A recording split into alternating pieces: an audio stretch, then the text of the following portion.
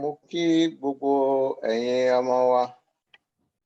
Ní àkókò tá ń dúró láti bẹ̀rẹ̀ ètò tiwa ti òní. Ǹjẹ́ a rí nínú wa tí ó lè rántí àwọn ọ̀rọ̀ kan tàbí méjì tí ó bẹ̀rẹ̀ pẹ̀lú há? Ẹni tí ó bá rántí tó sọ ọ̀rọ̀ kan tàbí méjì tó bẹ̀rẹ̀ pẹ̀lú há. Also bevor wir loslegen, gibt es jemanden, der uns vielleicht sagen kann, was mit A anfängt auf Yoruba? Oya o. Ayo. Ahaja. Good. Super. Pàtẹ́wọ́ fún ọ. Ǹjẹ́ a tún rí ẹlòmíì tí ó lè sọ ayọ̀?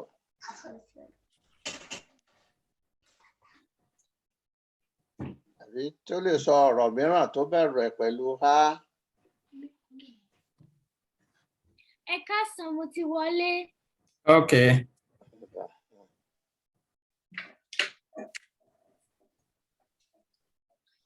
Tìmílẹ́yìn. Timisayo. Okay, sorry. Apa. Àpá. Ó gbà ọ́. Ṣé a rí ẹlòmíì tó lè sọ àwọn ọ̀rọ̀ tó bẹ̀rẹ̀ pẹ̀lú bí? Ìyẹn máa. Bí. Bí. Gibt es jemanden, der uns was mit B anfängt, sagen Bí kann? bàbá. Bàbá. Bí bàtà. Bàtà. Bí bàbá. Yeah, good. Okay, ẹ ṣé o. Ẹ jẹ́ ká máa kọ́ ní ilé dáadáa. Ọ̀sẹ̀ tó ń bọ̀, dáàdì máa bi wá léèrè dáadáa o. Ká rí pé a tún ẹ̀kọ́ náà kà ní ilé dáadáa. Also wir wollen, dass ihr das fleißig übt, damit flüssig rauskommt und bei unserem nächsten Treff werden wir das nochmal erwähnen und üben. Okay, Daddy, mo fa ètò lẹ́yìn lọ́wọ́ o. Ní òní, lẹ́ẹ̀kan sí mo kí gbogbo ẹ̀yin ọmọ wa. Ohun tí a ó kọ́kọ́ ṣe ni pé a fẹ́ kọ́ bí a ṣe ń ṣe òǹkà ní èdè Yorùbá. Òun ni àkọ́rí ti ẹ̀kọ́ tiwa ti òní. Also der Papa grüßt uns noch alle zusammen und unser heutiges Thema ist ja Zahlen. Also und das erste Thema ist Zahlen, bevor wir dann fortschreiten auf Wochentage. Und wir beginnen jetzt mit Zahlen in Yoruba-Sprache. Eléyìí tá a kọ́ lónìí ni láti orí ọ̀kan títí dé ẹ̀wàá. Das, was wir heute üben, ist von 1 bis 10.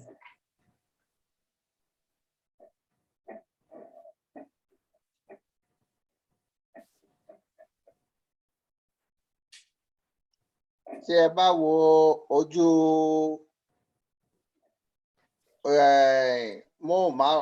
tí a bá wo ojú ìkànnà wa, a ó rí ọ̀kan ńbẹ̀.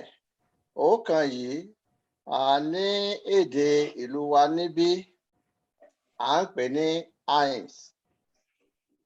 Wenn ihr auf den Bildschirm guckt, dann seht ihr 1 für Ọ̀kan. In Deutsch heißt es 1. In Yoruba, ọ̀kan. Nígbà mìíràn, ọ̀kan yìí a máa ń pè ní ení. Manchmal sagt man auch zu ọ̀kan ení. Ẹ jẹ́ ká tẹ̀síwájú. Ẹ jẹ́ kí gbogbo wọn fídà holẹ̀ ọ̀kan yẹn. Okay. Ẹ jẹ́ kí a jọ pè pọ̀ o. Ọ̀kan.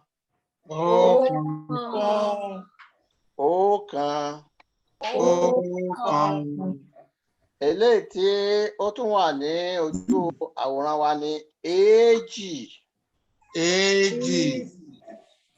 So gbogbo wa la Èjì. mọ nǹkan tí a ń pè ní èjì ní èdè ti ìlú wa níbí. Auf Bildschirm steht jetzt 2 und das heißt EG. Eléyìí tó tẹ̀lé èjì ni a ń pè ní ẹjọ́ sà ẹ má bínú sà èjì yẹn àwọn ọmọ náà tún mọ̀ ní méjì. Bẹ́ẹ̀ ni mo ti rí ní ojú kíní wa tí wọ́n ti kọ́ ní méjì. Ok, a máa fi nígbà mìíràn a máa ń pe èjì yìí ní méjì. Manchmal sagt man zu EG auch méjì. A lè pe èjì tàbí méjì.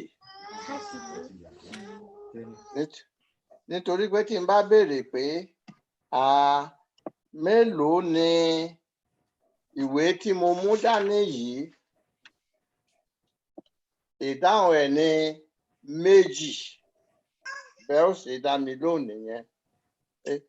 Mélòó ni àwọn ìwé tí mo mú dání yìí? Méjì ni. Ẹ jẹ́ ká pè ní ìsìn o méjì. Méjì. Also es gibt 2 Unterschiede. EG für 2 und méjì für 2. Also wenn man zum Beispiel Frage stellt und sagt, wie viel Papier habe ich in der Hand, da sagen wir nicht EG, sondern méjì. Papier méjì ni. Àbí, yeah. Ìwé méjì ni. Méjì.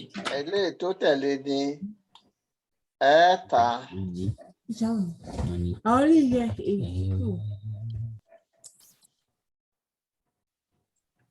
Das nächste ist Eta und es bedeutet 3. Ẹ̀ta tí ó bá jẹ́ pé a fi ń dáhùn ìbéèrè ni a sọ pé mẹ́ta. Auch wenn man Frage stellt, wiederum wie bei 1 und 2, wie viel Papier habe ich in der Hand, dann sage ich Meta. Das ist der Unterschied zwischen Eta und Meta. Man kann Frage nicht beantworten mit Eta, sondern mit Meta.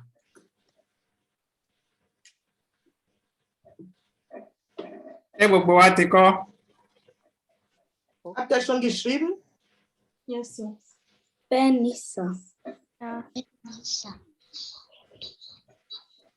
Eléyìí tí a tún wò yìí ni ẹ̀rin láti fi dá ìbéèrè mẹ́rin. Das nächste Zahl ist 4 und es bedeutet Eri. Und wenn man auch wiederum Frage stellt, dann heißt es Mary.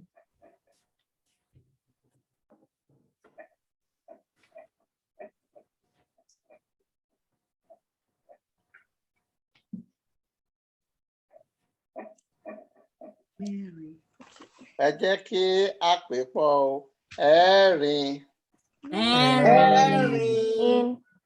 Tàbí mẹ́rin.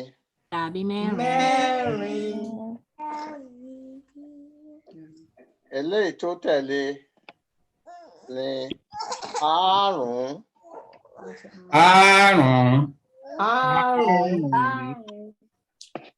Tí ẹ bá wo ìka ọwọ́ mi tí mo nà sókè yìí, ẹ rí i pé bí ẹ bá kà á, àrún ni. Ṣùgbọ́n tí n bá béèrè pé ìka mélòó ni mo nà sí òkè, ìka márùn-ún. So, wenn man ein volle Hand hebt, dann heißt es 5 Finger und das heißt Ika Arm. Aber wenn ich jetzt zum Beispiel fragen würde, wie viele Finger habe ich in der Hand, dann sag mal 5 Finger und das heißt Ika Maru. Ẹ jẹ́ kí a jọ pè pọ̀ àrún.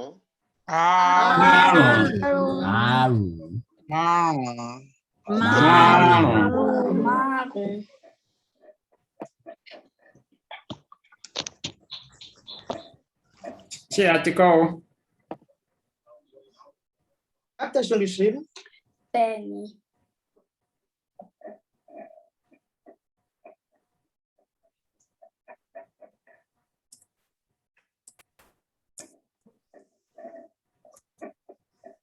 Le mú bírò white color yẹn. Yeah. Eléyìí tí ó tún tẹ̀lé ni à ń pè ní ẹ̀fà. Ẹ̀fà. Ẹ̀fà. Mo mọ̀ pé gbogbo wa la mọ̀ bí a ṣe ń kọ sílẹ̀ ẹ̀fà. Ẹ̀fà. Ṣùgbọ́n láti dáhùn ìbéèrè mẹ́fà. Mẹ́fà. Mẹ́fà. 6. Das nächste Zahl ist 6 und es ist Äpfel. Und wenn man Frage stellt, wie viele Äpfel habe ich in dem Korb, dann sagt man 6 Äpfel und das heißt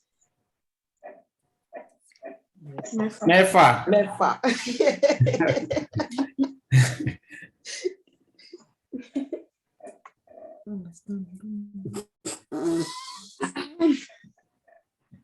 Ṣé gbogbo wa ń kọ sílẹ̀ o?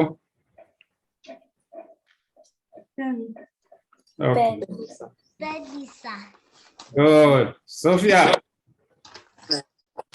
Sophia àti kọ sílẹ̀. Okay, ká tẹ̀síwájú.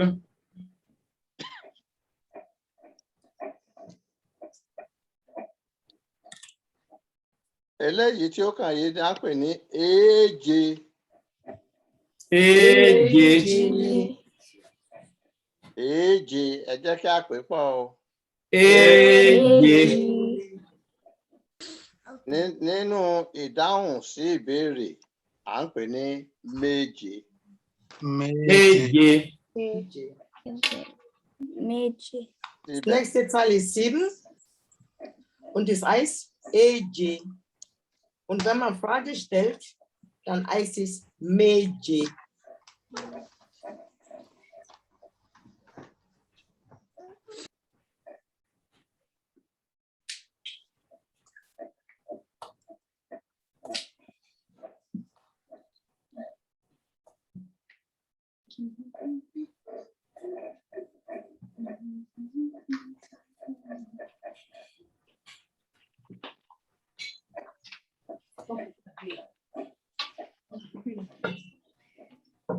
Ṣé gbogbo wa ti kọ́ o?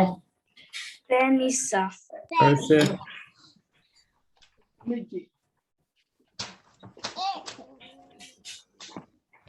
Eléyìí tá ń wò yìí ni à ń pè ní ẹ̀jọ. Ẹ̀jọ. Ẹ̀jọ. Bí a ṣe ń sọ tẹ́lẹ̀ rí nínú ìdáhùn sí ìbéèrè, à ń pè ní mẹ́jọ. Mẹ́jọ. Mẹ́jọ. Das nächste Zahl ist 8 und es ist Ejo. Und mit Frage heißt es Mejo.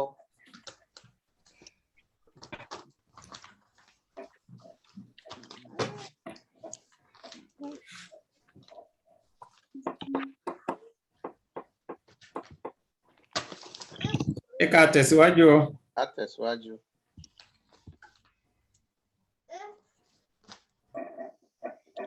Eléyìí tá ń wò yìí ni ẹ̀sán. Ẹ̀sán. Àbí a lè pè ní mẹ́sàn-án. Mẹ́sàn. Das nächste Zahl ist 9 und es ist Esson. Und mit Frage ist Messon.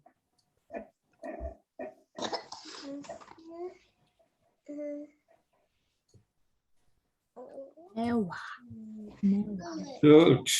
Ta ló sọ yẹn mẹ́wàá? Good.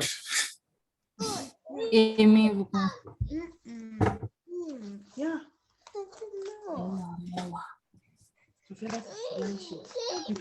Okay, we are doing. It's the same. Ṣé gbogbo wa ti kọ́ o?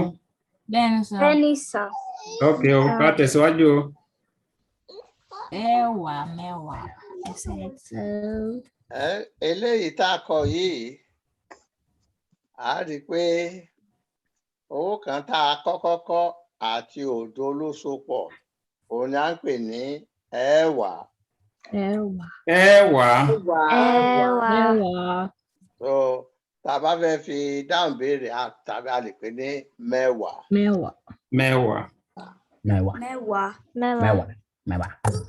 Nächste Zahl ist 1 und 0. Und das ist 10 und das bedeutet Ewa. Und wenn man Frage stellt, heißt es Mewa.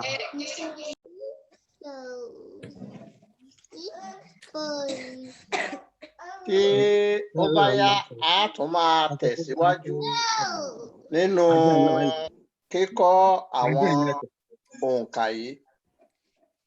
Ẹ jẹ́ kí a kà papọ̀ ń bí. Òní a ti kọ́ sí orí kíní wa tó jẹ́ pé àwọn òbí wa wọ́n á kọ́ wa ní ilé fún ìgbà díẹ̀ tá a bá débi a tún ṣe àgbéyẹ̀wò ẹ̀. Gbogbo ẹ̀ la wá kọpọ̀ sí ojú kíní ojú ìkànnà wa báyìí. So a wà á kà á pọ̀ bí a bá ṣe ń pè é ní èdè Yorùbá a ó máa pè é bí èdè abínibí ti ilẹ̀ wa ní ibí. Also wir lernen heute 1 bis 10, wie schon gesagt. Und beim nächsten Meeting werden wir fortschreiten bis 20. Also das, was wir jetzt üben sollen, also das heißt, wir sollen das zusammenzählen in Yoruba und gleichzeitig auf Deutsch.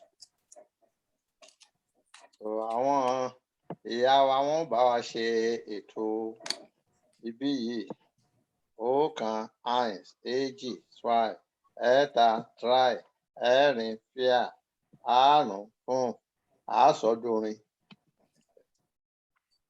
Also wir Eltern, also wir wollen euch das erstmal vortragen und die Mama von Sophia sagt es auf Yoruba und ich sage es dann auf Deutsch und dann tun wir das zusammen dann sagen, also es soll wie eine Musik klingen, damit ihr das versteht. Ja, Big. Okay, a máa bẹ̀rẹ̀ láti ení. Ení. 1.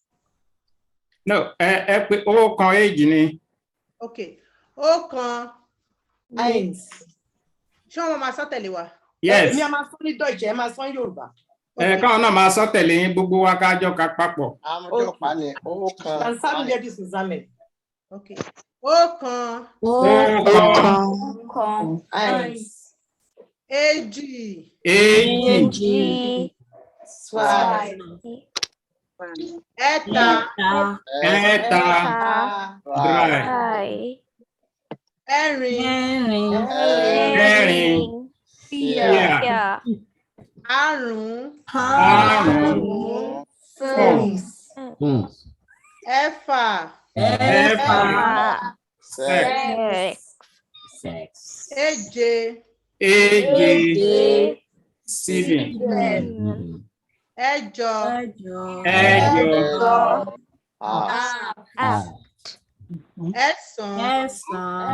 Ẹ̀sán. Ẹ̀wá. Ẹja pàtẹ́wọ́ fara wa o. Ṣáàrí èèyàn kan tó lè kà fún wa. Ká tó lọ́bẹ̀ jẹ́ kí wọ́n kan ení, èjì, ẹ̀ta, ẹ̀rin tó wà níwájú tá a kọ ní blue yẹn. Green yẹn. Ení. Ení. Èjì. Ẹ̀ta. Ẹ̀rin. Àrún. Ẹ̀fà. Èje. Ẹ̀jọ. Ẹ̀sán.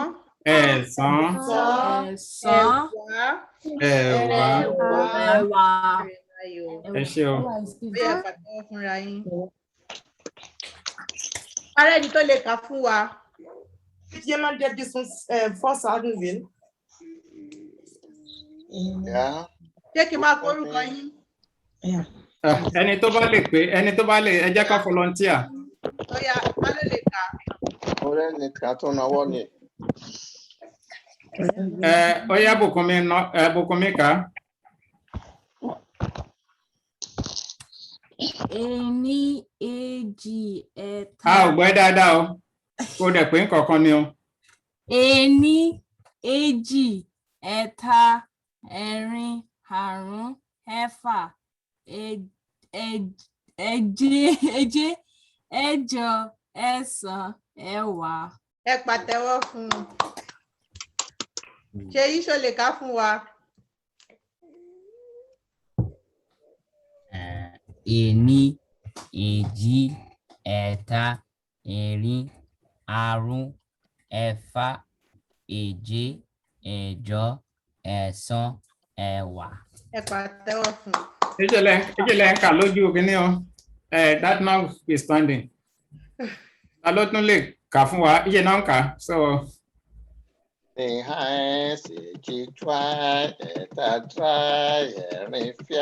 Okay o. So.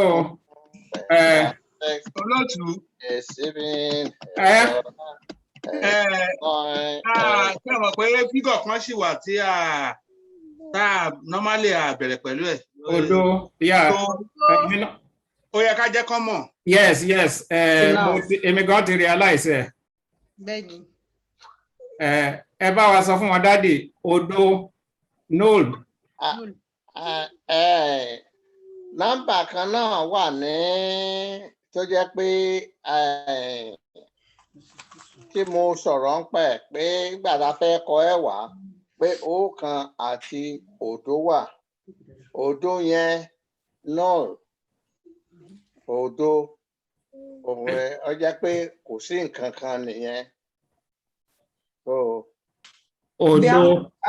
Okay. haben eine Zahl vergessen, und zwar in Deutsch ist es ja auch eine Zahl, und das ist 0. Und das heißt auf Yoruba Odo.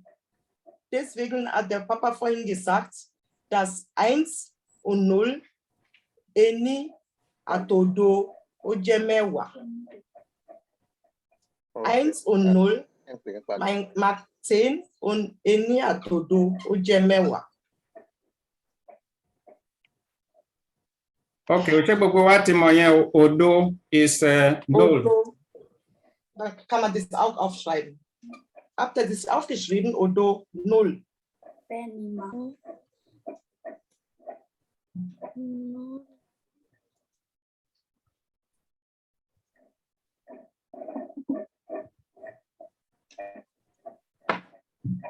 So, aka.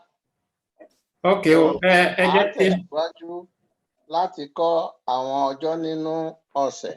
Okay, ká tó lọ síbẹ̀ yẹn kí wọ́n sì dúró ná.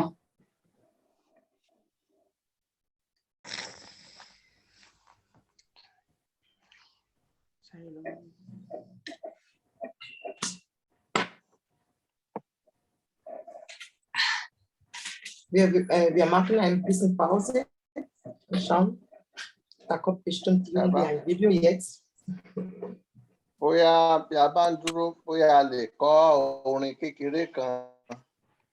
Orin la fẹ́ kọ́ sìn. Okay.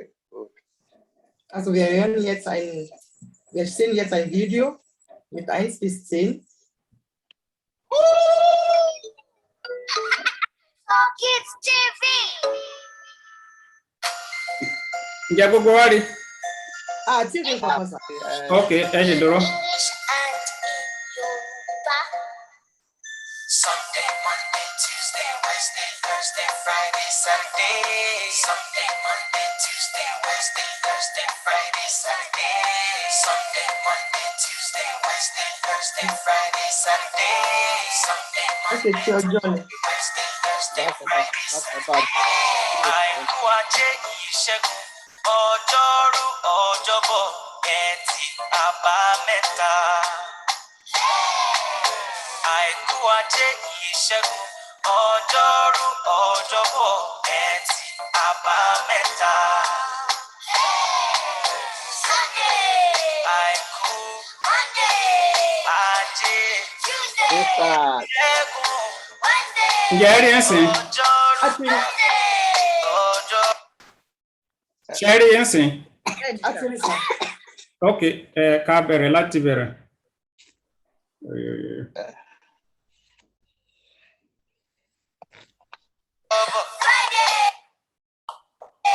Ẹtì o, Àbámẹ́ta.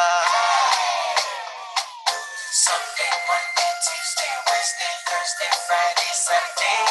Sunday, Monday, Tuesday, Wednesday, Thursday, Friday, Saturday. Sunday, Monday, Tuesday, Wednesday, Thursday, Friday, Saturday. Sunday, Monday, Tuesday, Wednesday, Thursday, Friday, Saturday. Àìkú Ajé, Ìṣẹ́gun, Oh, sorry Ọjọ́rú, o. Ọjọ́bọ̀, Ẹtì, Àbámẹ́ta. ẹ má bínú ọ̀tọ̀ ní ohun tí a fi sí. Àìkú Ajé, Ìṣẹ́gun, Ọjọ́rú. ẹ má bínú ọ̀tọ̀ lélẹ́yìí tí a fi sí o.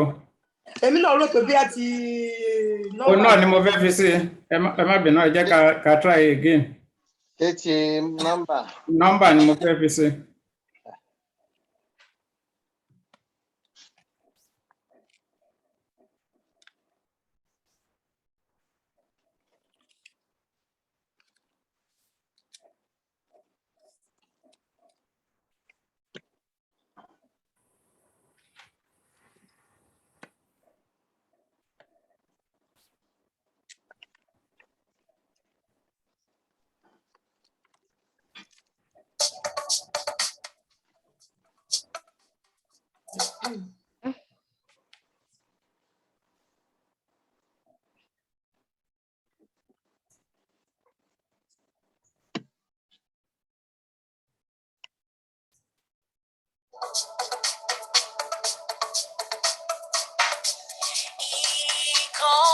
ṣé ẹ̀ ń gbọ́ mi sìn?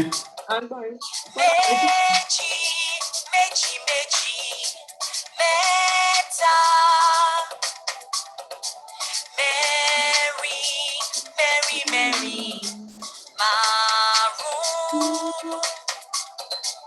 Mẹ́fà, mẹ́fà, mẹ́fà, mẹ́fà, méje.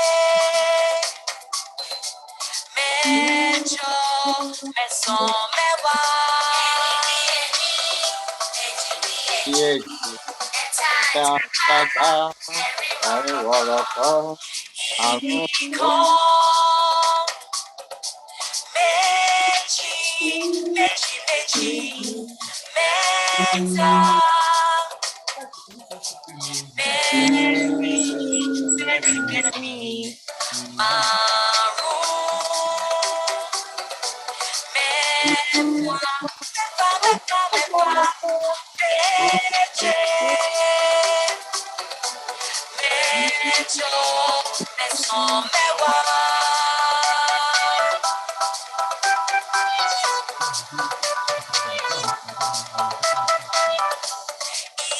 Ìkan, méjì, méjì, méjì, mẹ́ta.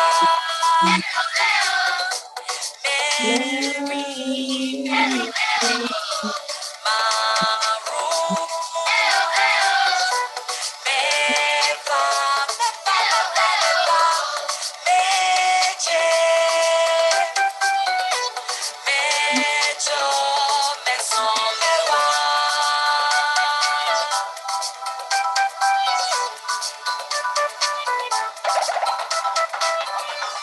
ok ẹ ṣé ẹ ṣé o.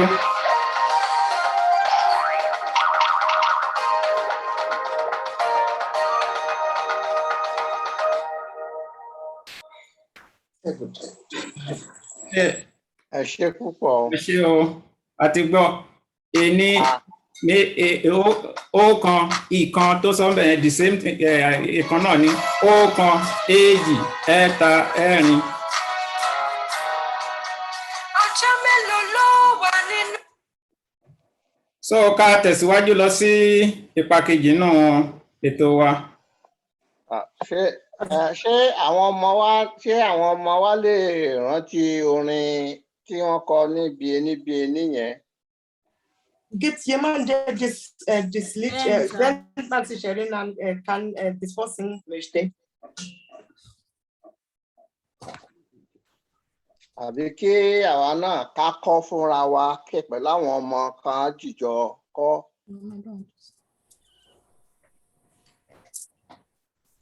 Sollen wir das zusammen singen oder will jemand das vorsingen? Mo zusammen singen, why wọn ò lè mọ̀ bẹ́ẹ̀ yẹn. Fún mi sọ pé tí mi sọ pé òun fẹ́ kọ. Ó yá kọ́ fún wa.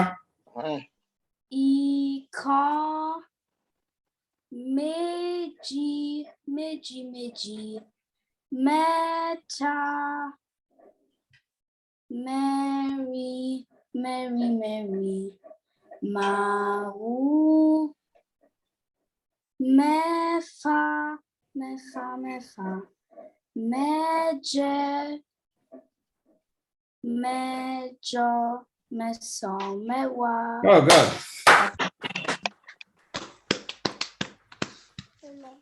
Right. Ó dà pé Rihanna náà mọ̀ òkútọ̀.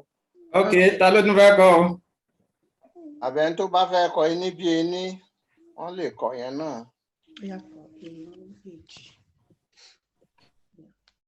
Eléyìí tí wọ́n bá lè kọ nu méjèèjì. Tábárí ẹni tó lè kọ ìkan tàbí inú méjèèjì, tábárí ẹni tó lè kọ tó fẹ́ kọ. Will noch jemand uns das vorsingen? Man kann sich trauen. Okay, tá a bá rẹ́ni tó lè kọ nísinsìnyí, àmúrò àwọn ọmọ wa kí wọ́n kọ tí ó bá di ọjọ́ tá ó ṣe summer fest wa. So ẹni tó bá lè kọ dáadáa yóò gba ẹ̀bùn. So nínú méjèèjì ẹni tó bá kọ dáadáa yóò gba ẹ̀bùn lọ sílé. Also ihr könnt es ja jetzt öfters üben ab heute und bei unserem Sommerfest könnt ihr das vortragen und wer das am besten kann, kriegt ein gutes Geschenk, ein schönes Geschenk.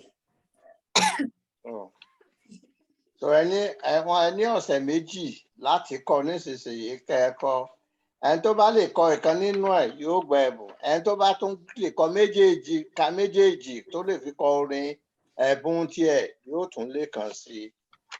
Also es gibt ja 2 Teile, also das mit Ikon und Eni. Also wenn man das beide singen kann, kriegt man doppelt Geschenk und wenn man nur eins schafft, kriegt man trotzdem ein Geschenk. Also wir haben jetzt 2 Wochen bis Sommerfest. Ihr könnt es fleißig üben und uns das dann vortragen, wer möchte. Und wer nicht möchte, kriegt halt nichts. Ẹ bá mi sọ fún wọn, a try láti kọ wọ́ọ̀dù ẹ̀, a post ẹ̀ sórí ìkíní wọn, so wọ́n lè tún rí. Also wir werden das jetzt nochmal irgendwie in unsere Seite schicken und ihr könnt dann irgendwie in unsere Seite dann schauen und damit üben. Ansonsten ist es ja in YouTube für jeder zugänglich, der das üben will und man kann das da üben. Also 2 Wochen haben wir Zeit bis Sommerfest, also übt fleißig und ich hoffe, dass wir das dann schaffen. Wir können es ja auch zusammen üben und zusammen singen beim Sommerfest. Vielleicht bringen wir alle dann zusammen das Geschenk. Okay. Okay. Ihr könnt eure Freunde auch einladen zum Sommerfest. Okay, ẹ ṣe ká tó tẹ̀síwájú. Máa fẹ́ fi ẹnìkan wọn gbogbo wa ń bí because láti Nàìjíríà ló ti connect mọ́ wa. So ó dẹ̀ ẹ máa ń rí ó máa ń kọ nǹkan sórí ìkíní wa. Òun náà ni Bólúwa ti fẹ́ Akínlolú. So òun náà ló ń rẹ́rìn. So ẹ jẹ́ kí n gbójú ẹ̀ síta náà. Ó yá máa lè ṣe. So also jetzt will der Papa uns Bolu verbinden, weil er bis jetzt es nicht geschafft hat. Also wir werden jetzt Bolu sehen, der schreibt viel auf unsere Seite. Okay o. Olú gbogbo wa la kí ẹ o. Hello Bolu. Báwo ni o, ṣàlàáfíà la wà o? Láfíà lẹ́yìn sà. Okay, good. Inú wa dùn láti rí ẹ o. Àti rí o. ó ní a lè gbé síbẹ̀ yẹn because mo ó try wà èèyàn lè rí dé orí ló wà lórí ó ní ok Bolóre láti Nàìjíríà ló ti join ni wa o ok Der Ade Bolu, der ist verbunden aus Nigeria und der hat uns jetzt gerade gegrüßt. Also wir wollen ihn auch begrüßen. Also grüßen wir zusammen. Hallo Bolu. Hallo Bolu. Hello. ok o ká tẹ̀síwájú nínú ètò wa apá kejì. Apá kejì ètò wa lónìí ó ní àwọn ọjọ́ tí ó wà ní inú ọ̀sẹ̀. So the next Thema ist die Wochentage.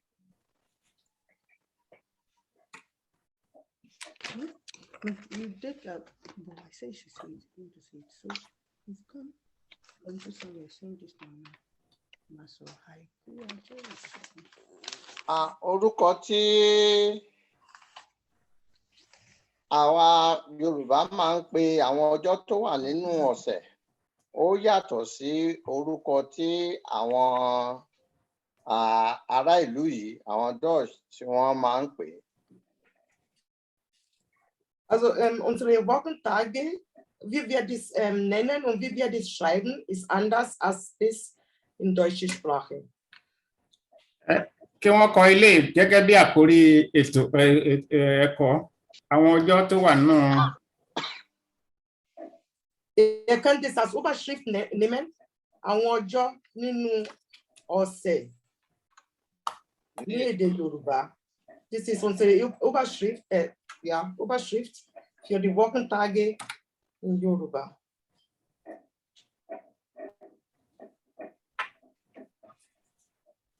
A ó rí i pé nígbà tí a ń wá orin tí ó jẹ mọ́ ti òǹkà, a ti gbọ́ orin tí ó jẹ mọ́ ti àwọn ọjọ́ tó wà nínú ọ̀sẹ̀. Nígbà tí a bá kọ́ ọjọ́ tó wà nínú ọ̀sẹ̀ tán, àwa náà a ó kọ orin náà papọ̀ fúnra wa. Also wir lernen jetzt die Yoruba-Wochentage und es fängt natürlich mit Sonntag an und nicht wie im deutschen Montag. Also bei uns fängt es an mit Sonntag.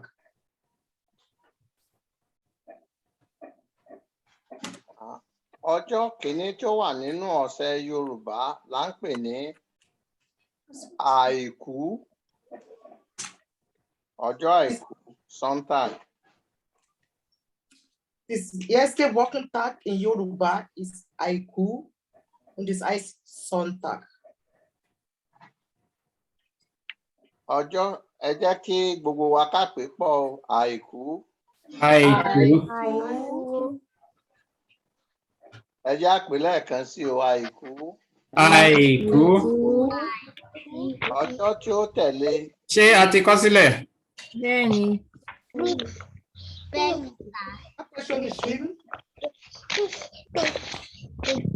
Ọjọ́ tí ó tẹ̀lé là ń pè ní ọjọ́ Ajé. Das nächste Tag ist Ajé. Das ist Montag.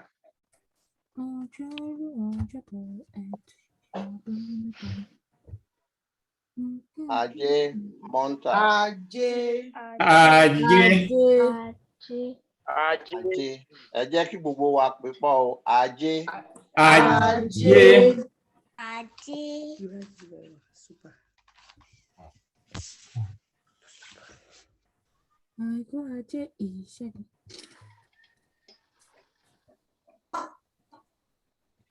Ọjọ́ tí ó tẹ̀lé eléyìí là ń pè ní Ìṣẹ́gun.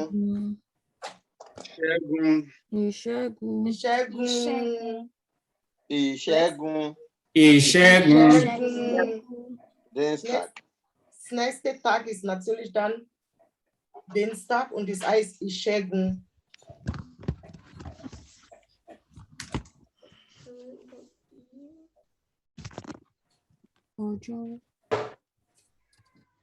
Ṣé gbogbo wa ti kọ́ o?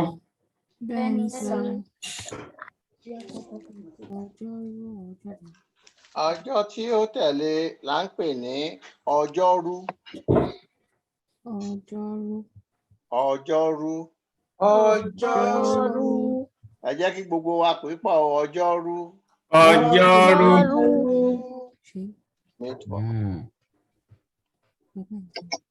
Next part is Ojoru, and this is Mitfo.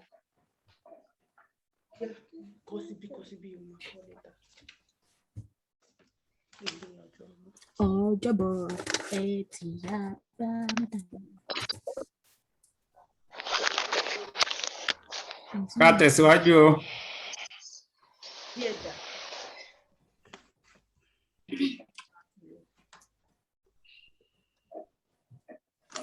Ọjọ́ tí ó tẹ̀lé là ń pè ní ọjọ́bọ̀. Ọjọ́bọ̀. Ọjọ́bọ̀. Ọjọ́bọ̀. Ẹ jẹ́ kí gbogbo wa pè pọ̀ ọjọ́bọ̀. Ọjọ́bọ̀. Next part is Donna Stark on this ice Ojobo. Ẹtì.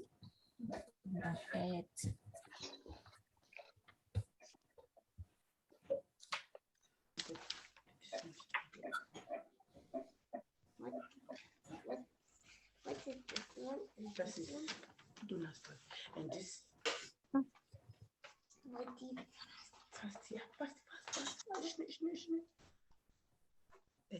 Right tag is Ẹtì. Ẹtì. Ọjọ́ tó tẹ̀lé ní Ẹtì. Ẹtì. Ẹtì.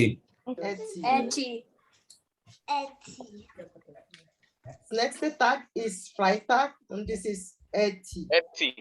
Ẹtì.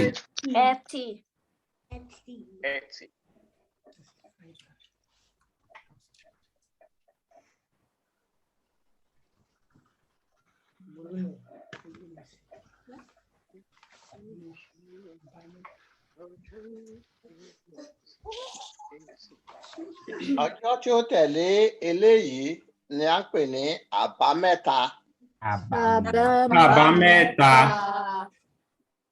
Àbámẹ́ta. Mẹ́ta. Samstag. Tag in der Woche in Yoruba is Abameta, and that is Samstag.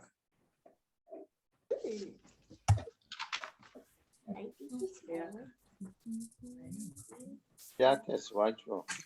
Ṣé gbogbo wa ti kọ́? Benisa. Ok o. Àwọn ọjọ́ nínú ọ̀sẹ̀ yìí, a ó wá pè wọ́n pọ̀ pẹ̀lú èdè tìlú wa níbí ní bí a ṣe kọ sí ojú ìwé yìí. Àìkú. Ajé. Ìṣẹ́gun. Ọjọ́rú. Ọjọ́bọ̀. Ẹtì. Àbámẹ́ta. Ẹ jẹ́ màmá wa wọ́n bá wa pè é pẹ̀lú èdè tìlú wa ń bí ń bẹ̀, a wà sọ di orin. Das erste Tag in der Woche ist Sonntag, Montag, Dienstag, Mittwoch, Donnerstag, Freitag, Samstag. Und jetzt wollen wir daraus ein Lied machen.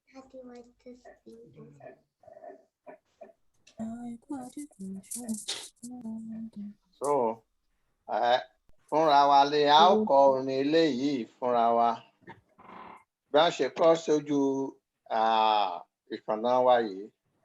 Tó bá dẹ̀ jẹ́ tó bá kọ tán a tún gbọ́ tibí. Ok.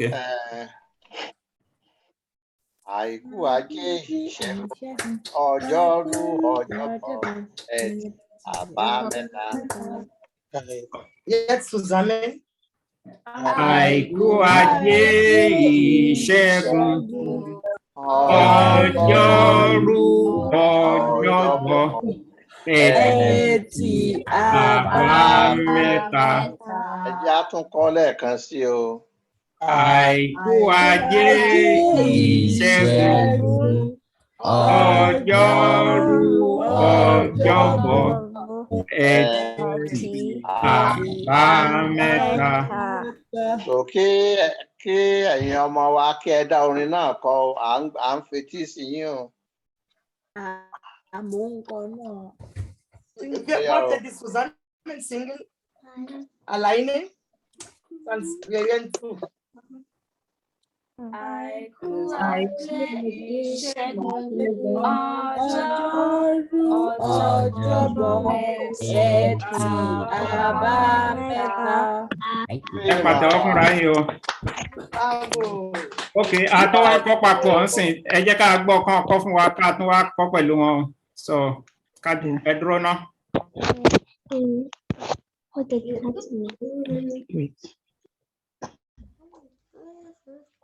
It is Bolua Oknik Davai. Wọ́n lè kọ́kọ́ kọ Santa Monta Instant Network contact.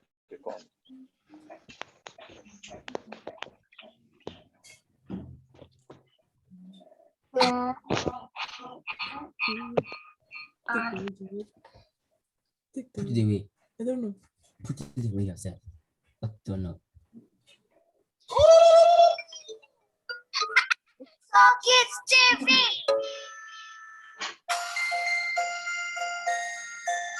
Days of the week in English and in Yoruba.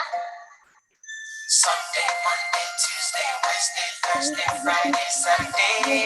Sunday, Monday, Tuesday, Wednesday, Thursday, Friday, Saturday. Sunday, Monday, Tuesday, Wednesday, Thursday, Friday, Saturday. Sunday, Monday, Tuesday, Wednesday, Thursday, Friday, Saturday. Àìkú ajé Ìṣẹ́gun ẹjẹ́ kọ́ papọ̀. Rú ọjọ́bọ̀ ẹtì àbámẹ́ta. Àìkú ajé ìṣẹ́gun ọjọ́rú ọjọ́bọ̀ ẹtì àbámẹ́ta. Àìkú ajé ìṣẹ́gun ọjọ́rú ẹtì àbámẹ́ta. Sunday, Monday, Tuesday, Wednesday, Thursday, Friday, Saturday. Sunday, Monday, Tuesday, Wednesday, Thursday, Friday, Saturday. Sunday, Monday, Tuesday, Wednesday, Thursday, Friday, Saturday. Sunday, Monday, Tuesday, Wednesday, Thursday, Friday, Saturday. Àìkú ajé ìṣẹ́gun ọjọ́rú ọjọ́bọ̀ ẹtì àbámẹ́ta. Àìkú ajé ìṣẹ́gun ọjọ́rú ọjọ́bọ̀ ẹtì àbámẹ́ta. Àìkú ajé ìṣẹ́gun ọjọ́rú ọjọ́bọ̀ ẹtì àbámẹ́ta. Sunday, Monday, Tuesday, Wednesday, Thursday, Friday, Saturday. Sunday, Monday, Tuesday, Wednesday, Thursday, Friday, Saturday. Sunday, Monday, Tuesday, Wednesday, Thursday, Friday, Saturday. Sunday, Monday, Tuesday, Wednesday, Thursday, Friday, Saturday. Àìkú ajé ìṣẹ́gun ọjọ́rú ọjọ́bọ̀ ẹtì àbámẹ́ta. Àìkú ajé ìṣẹ́gun ọjọ́rú ọjọ́bọ̀ ẹtì àbámẹ́ta. A lè ṣe ní èdè tìlú wábí náà. Contact, àìkú, contact, ajé. Contact, ìṣẹ́gun, network, ọjọ́rú, Donnerstag. Ọjọ́bọ̀ ẹtì Samstag àbámẹ́ta. Ẹ jẹ́ ká ṣe lẹ́ẹ̀kan sí o. Montag. Montag Sonntag ló bẹ̀rẹ̀. Okay. Àìkú. Ẹ máa pè fún wa Sonntag, a máa dáhùn ẹ̀ ní Yorùbá. Àìkú. Montag. Ajé. Dienstag. Ìṣẹ́gun. Mittwoch. Ọjọ́rú. Donnerstag. Ọjọ́bọ̀. Freitag. Ẹtì. Samstag. Àbámẹ́ta. Lẹ́ẹ̀kan sí o. Sonntag. Àìkú. Montag. Ajé. Dienstag. Ìṣẹ́gun. Mittwoch. Ọjọ́rú. Donnerstag. Ọjọ́bọ̀. Freitag. Ẹtì. Samstag. Àbámẹ́ta. Ẹ jẹ́ ká kọ lórin ká fi kásẹ̀ ètò ńlẹ̀ o. Àìkú ajé ìṣẹ́gun. Àìkú ajé ìṣẹ́gun. Ọjọ́rú ọjọ́bọ̀. Ẹtì. Àbámẹ́ta. Ẹ ṣé gan ni o. Lórí òǹkà tí a ṣe ó wà lórí kíní wa 11 to láti 11 dé 20 ó wà ńbẹ̀ kán kọ nílé kán gbé fún dádì tàbí mọ́mì kán bá wa kọ́ wọn ó wà nínú program wọn ó wà lórí platform yẹn. Also wir haben ja heute von 1 bis 10 gelernt, aber von 11 bis 20 ist ja auch dabei und es ist in unserer Plattform. Also wenn ihr das nicht könnt, ihr könnt eure Eltern geben und mit euren Eltern zusammen üben. Und also bevor wir uns dann nächstes Mal treffen, also zum nächsten Meeting, das wird es dann vielleicht dann zusammen dann üben, aber ihr könnt schon voll üben, alles zusammen. Von 11 bis 20. Das ist alles drin in unserer Plattform.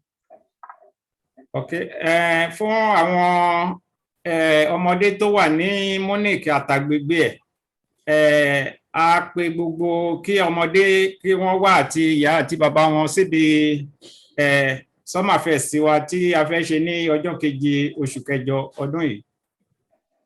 Also wir haben ja schon in Plattform geschrieben, dass wir ein Sommerfest haben am 7. August. Und also es kann leider nur Kinder, die in München und Umgebung wohnen, dabei sein. Also das ist nämlich so, ihr könnt ja alle mit euren Eltern kommen, aber wer auch vom Weiten kommen möchte, ist gerne willkommen. Also herzlich willkommen am 7. August. Es fängt um 13 Uhr an. Sommerfest in Michaelibad. Ihr könnt alle zusammen mit euren Eltern kommen. Ẹ̀yin àwọn bí irú Ayọ̀mídé tí ẹ sí ní tòsí lọ́jọ́ iwájú a máa invite gbogbo ẹ̀yin ọmọ wa wá sí Munich láti wá ṣe bí weekend kan àdúrà wa nìyẹn. Also für Beispiel Ayọ̀mídé, die weit weg wohnt von München. Also wir werden das versuchen in naher Zukunft euch alle von ganz Deutschland nach München einzuladen für ein Wochenende, dass wir uns dann zusammentreffen, dass wir uns gegenseitig sehen, weil wir sehen euch jetzt nur durch Zoom, aber das ist unser irgendwie Wunsch, dass wir uns alle zusammen sehen können. Von Weiten, von Nürnberg, von Bremen, von Hamburg, von ganz Deutschland. Der Ayọ̀mídé, nicht traurig sein, dass du nicht dabei sein kannst, aber vielleicht sehen wir uns bald. Yes, ma. Okay? Okay. Okay o ẹ ṣé mo kí gbogbo ilé pátápátá mo kẹ́yìn ọmọ wa náà báwo ni iléèwé ṣé gbogbo wa ń ṣe dáadáa ní iléèwé wa.